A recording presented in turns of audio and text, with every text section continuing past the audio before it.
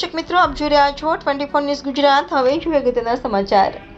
વડાલીના બાપસર કંપાના ખેડૂતના ખેતરમાંથી પસાર થતી વીજ લાઇનના વીજપોલ નમ્યા। ખેડૂતના ખેતરમાંથી મેઇન વીજ લાઇન પસાર થાય છે, તેના વીજપોલ એકદમ નમી ગયેલ છે। ત્યાંથી પસાર થતી લાઇનના ઘણા વીજપોલ નમેલ છે। બાવળની ડાળીઓ પર વીજ વાયરની નજીક છે, ત્યારે ખેડૂત ખેડાણ કરતા હોય અથવા બીજું ખેતીનું કામ કરતા હોય તે સમયે વીજપોલને લઈ કોઈ ઘટના ઘટે તો જવાબદાર કોણ?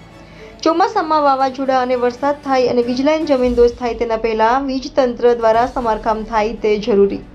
જો વીજપોલ જમીનદોસ્ત થયા, કોઈ મોટી ઘટના ઘટી, કોઈ જાનહાનિ થઈ તો જવાબદાર કોણ?